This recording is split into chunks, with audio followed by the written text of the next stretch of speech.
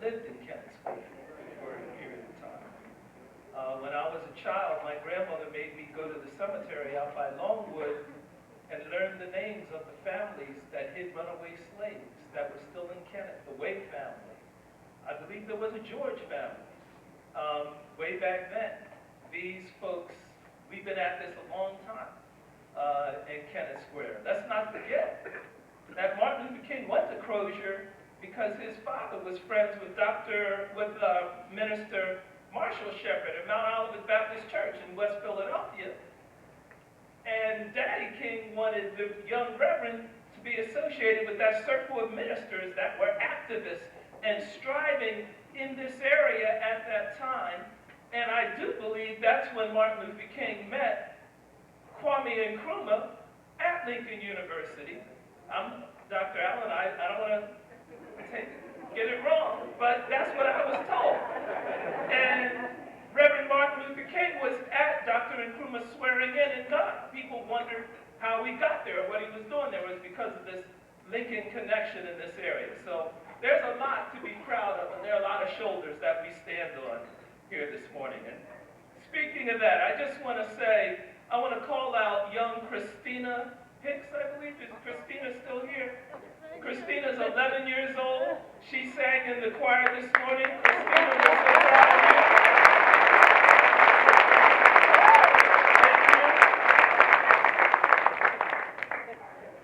you. Now we're going to hear from Todd Pride, who is co-chair of this Martin Luther King breakfast this morning, who's going to introduce the main event, our speaker. Thank you.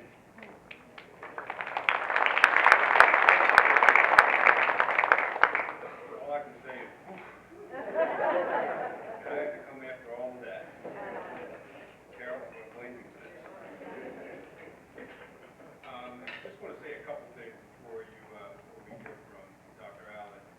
And I'm not going to read her bio. It's there for you all to read.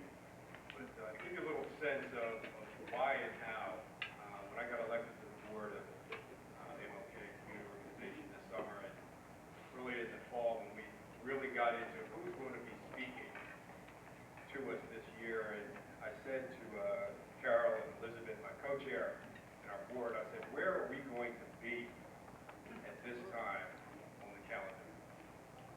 And it didn't take much for us to put forward Dr. Allen's name as the first alumni graduate of Lincoln to become president. A couple of things jumped out at me when I read Dr. Allen's bio, and they all have something in common, which obviously Lincoln, then Howard, then Yale. I'm not sure if I'm going in the right order. Smith College, Brown, Winston-Salem State University, and then back to Lincoln. And when I dug into Dr. Allen's history, I came across an interview with the American Psychology Association.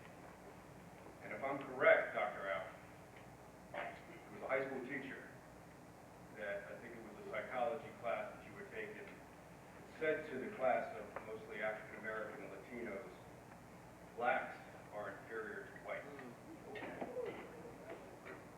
And if I'm correct, that led down the path where you are today. So I think we may hear a little bit about that. We didn't talk before this. But when we came up with our theme for this event, versus our strength, I went back to something that I said a long time ago, which is, where there is strength, there will be discord. Where there is discord, there will be opportunity. Where there is opportunity, there will be diversity. And where there is diversity, there will be strength. Dr. Allen, we are looking forward to hearing from you. My mom, a graduate of Cheney University, would be very proud that I'm introducing you along with my mentor of several years, the Reverend Dr. Leon Sullivan. I'm sure is looking over me and us, being very happy that on this day of discord, we're going to hear from you.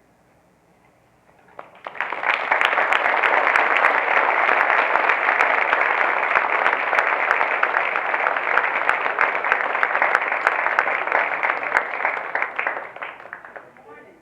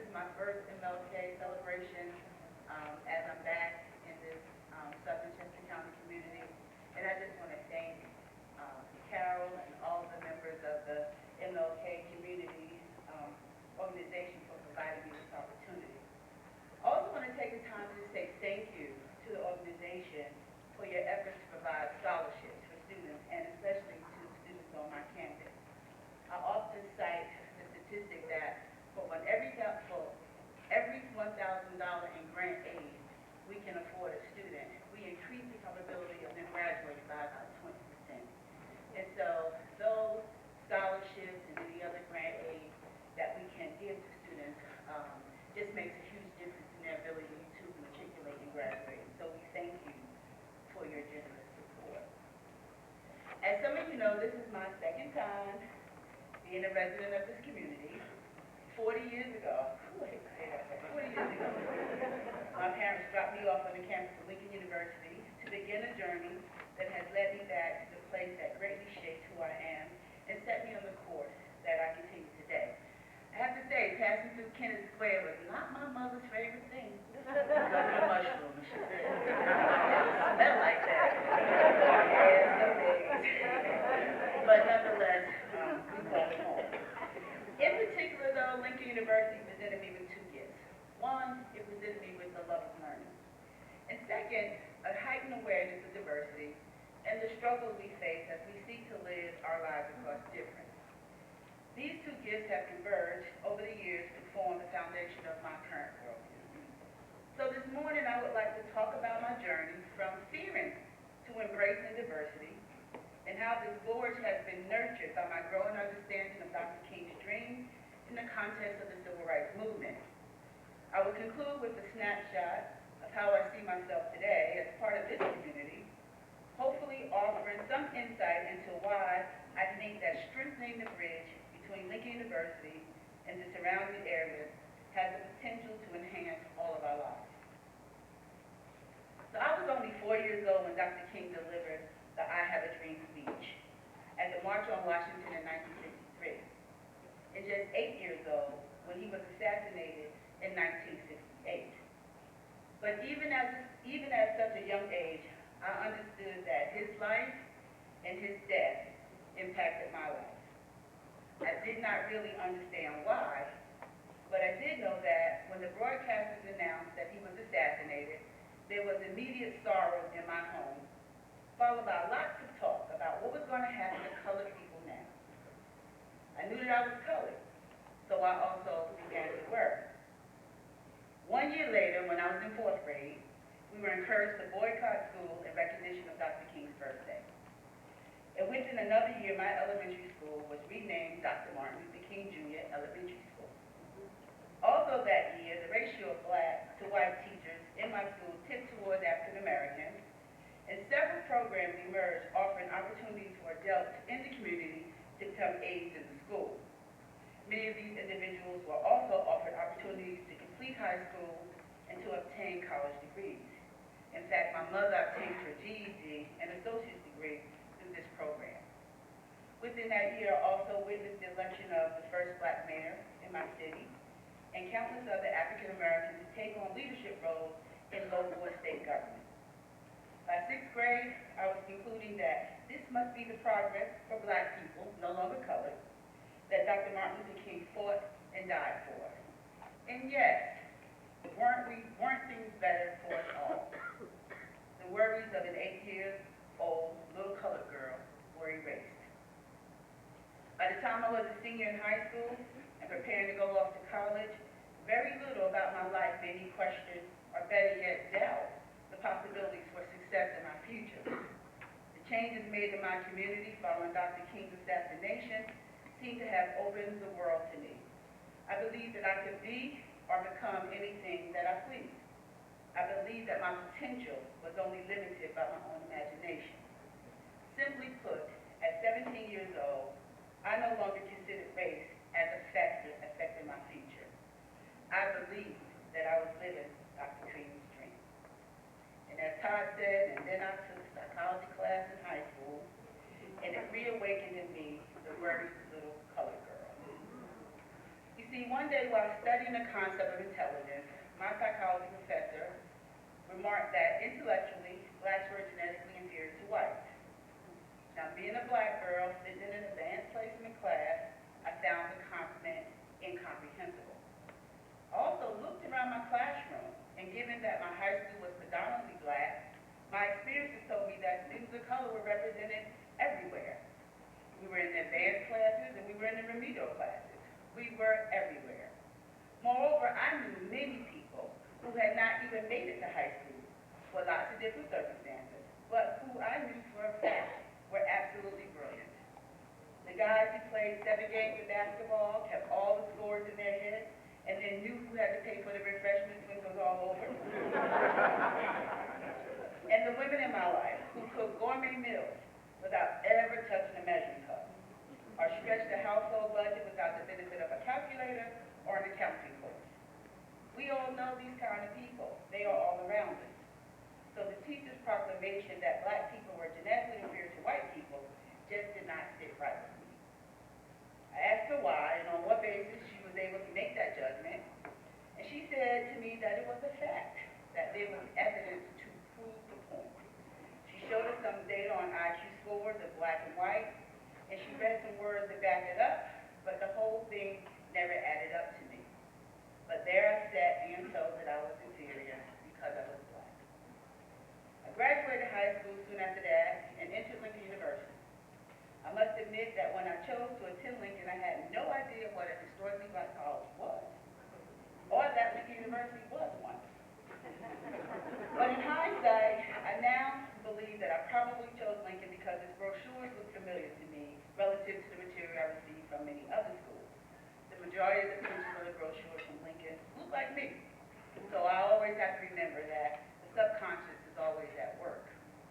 At any rate, orientation at Lincoln University in the fall of 1977 included many great stories about John Miller Dickens and James Amon, and how this white Presbyterian minister and this young black man came together to breathe life into the first institution founded anywhere in the world designed to offer rigorous classical education to men of African descent. These were the stories that elicited feelings of great pride and respect.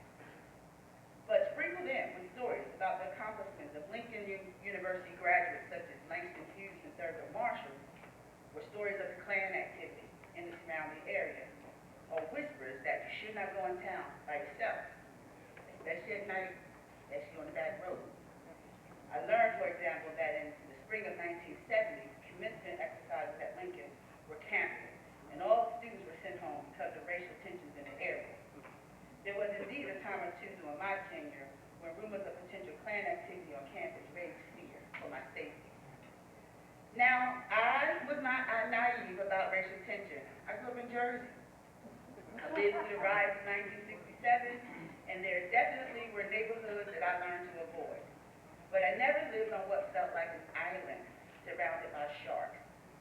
The segregated world in which I grew up was large enough to protect me from the daily fears, and so I never really thought about why the tensions existed.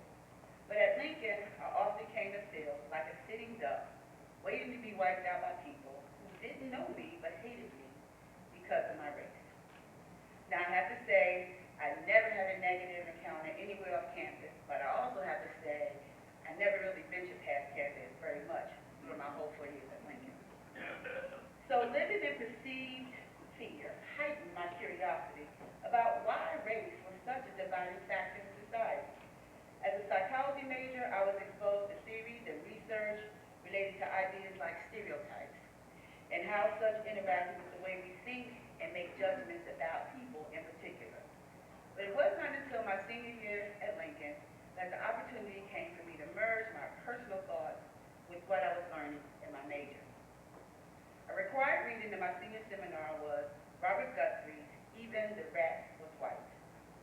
Even the Rat Was White is an historical overview of psychology that looks specifically at racial bias in psychological theory and the role black psychologists plays in offering different perspectives and empirical evidence designed to refute such ideas as the notion of black intellectual inferiority.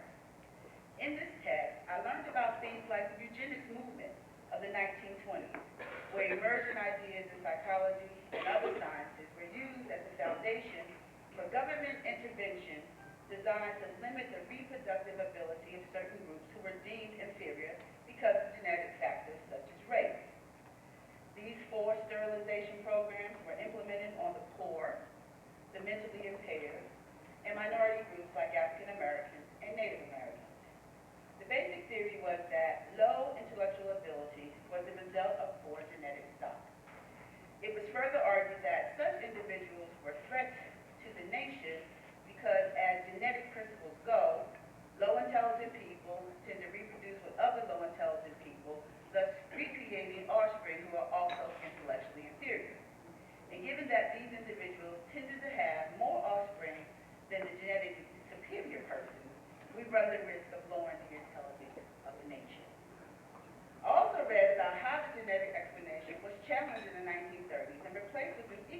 evolution theory about nurture. The nurture or environmental explanation did not question the inferiority of certain groups. Rather, it located the problem in the culture of the group. So basically, black people were deemed to be inferior, but the problem was not inevitable. That is, if you change one's environment, you can change their outcome. This idea was seen as more humane. The problem, however, is that culture is what makes us human. And therefore, there's still the idea that some cultures are more advanced and thus generate more evolved humans than other cultures. Black culture was one of those viewed as deficient and unable to produce strong intellectuals. My professor pushed me to think about the connection between Jensen's work in 1969, which was actually a project discussed in my high school course, and the eugenics movement of the 1920s. He helped me to see how the ideas were historical and embedded in a larger societal discourse. Moreover, I was pushed to also assess how racist ideas were also underlying the environmental perspective as well. This lesson was truly a revelation. I credit this experience at Lincoln as the most significant and pointed me towards who I am today. I was able to enter graduate school having learned why my high school teacher had said what she had said. I was also beginning to understand why her statement was not really a fact. My time at Lincoln taught me that scientific research never proves a point. It only provides evidence that is either consistent or inconsistent with an idea. I learned that if you change the assumptions underlying the question, you are likely to change how you ask the question and how you seek to investigate the concern. My entire graduate school and academic career was dedicated to exploring these questions. In addition, this lesson stimulated my interest in why different racial groups remain so divergent in the assumptions they hold about each other. That is, why is it that white people in general continue to hold on to the assumption of black inferiority, whether because of nature or nurture, and how do assumptions continue to divide our nation along racial lines? It was really not until I took my first teaching job at Smith College in Northampton, Massachusetts, that I began to really pull it all together. When I joined the faculty at Smith College, I was literally the only U.S. minority among the faculty in the whole division of science. Institution-wide, there may have been another 10, mostly African American, among a faculty of about 300. Black students represented 10% of a more than 700 student body. The percentage of blacks in my surrounding community was less than 3%. I was truly a minority in every instance.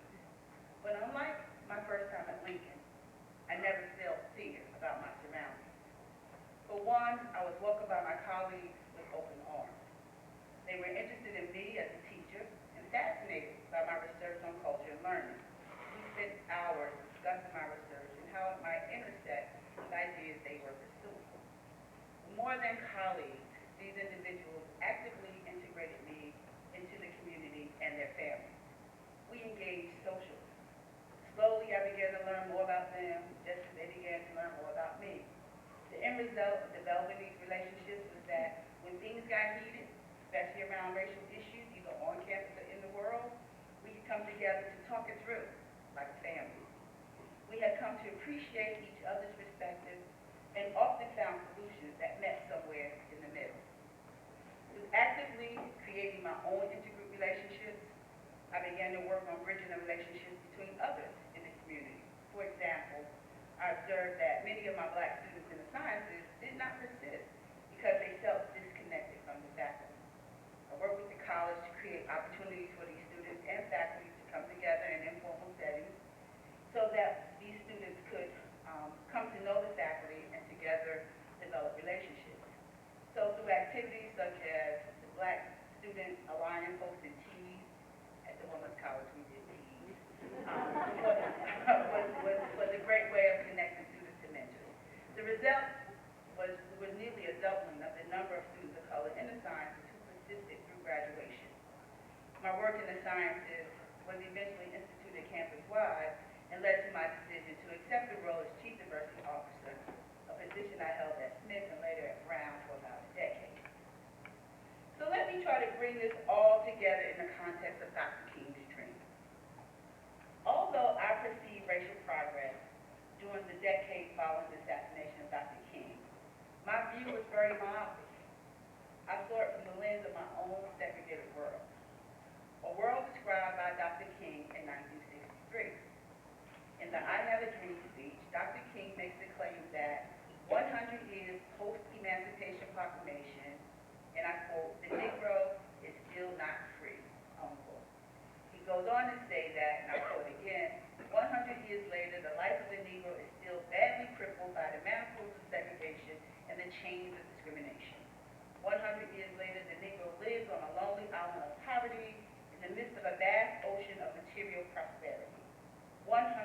later, the Negro is still languished in the corners of American society and finds himself exiled in his own land, unquote.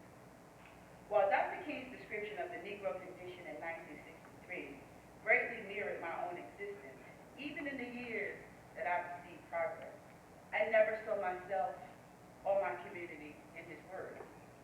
Yes, I was born and raised in a larger city. Yes, my city had neighborhoods and schools distinctly divided by race, ethnicity, and social class. Yes, many families in my neighborhood were poor. But we did not define ourselves by our circumstances, nor was our everyday existence crippled by the conditions under which we lived. To the contrary, my life was filled with joy. My neighborhood was bursting with music, laughter, and delight. Children played while adults watched over them. Families gathered together and shared resources so that no one family went without. We had dreams, we had aspirations, and we celebrated the success of those around us. Now, don't get me wrong, every day was not a holiday, and yes, people struggled to make ends meet. But every day was also not lived with a sense of self-loathing and despair. In the context of Dr. King's speech, the progress made in the decade following his assassination was designed to address concerns about access and opportunity. The Civil Rights Movement spoke to the denial of basic rights. Black people did not have the right to vote, and in many states lived under the laws of racial segregation. Where I live, segregation was maintained by housing and economic practices that served to keep the races separate. In 1964, when President Johnson signed Executive Order 11246 into law, this order, known as affirmative action, made it illegal to discriminate on the basis of race, sex, natural origin, and so on. The new affirmative action law was a significant aspect of President Johnson's more comprehensive plan for a war on poverty. President Johnson had great admiration for Dr. King, at least in 1964, and it is evident that the words and work of Dr. King influenced some of the Johnson administration accomplishments. Laws like affirmative action, coupled with programs like Head Start, Job Corps, Pell Grants, were created to broaden the level of access that poor minorities had to the types of educational and job opportunities needed to move them out of poverty. It was these changes that led to progress I had experienced. But while the idea of affirmative action, or the notion that leveling the field would create equality of opportunity for all, is honorable, it did little to address racial hatred.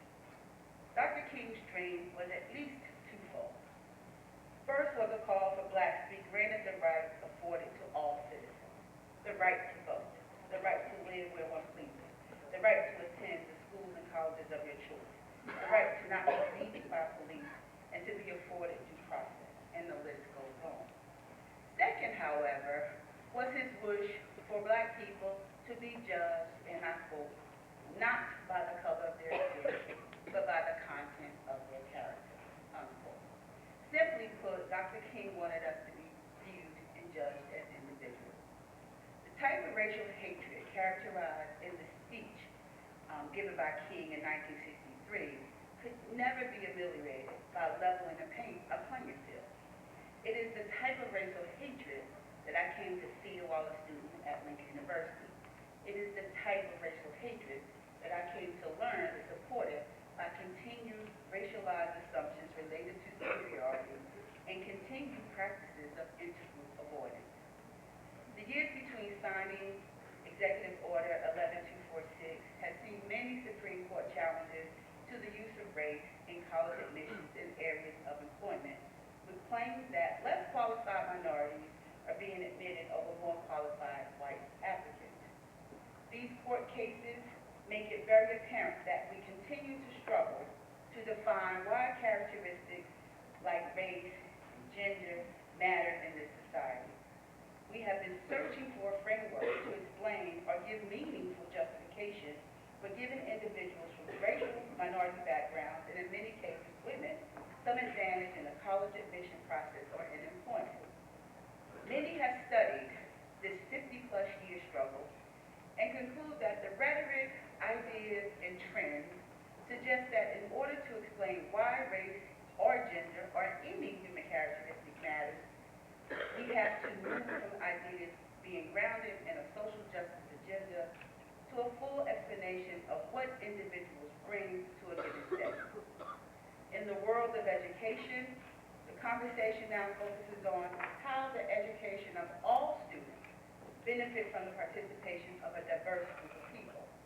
That is, rather than only talking about how my life and the lives of others like me were transformed by the opportunities to participate in the educational process, we need to also talk about how our presence in the classroom, on campuses, and in scholarship have helped to transform the educational enterprise itself.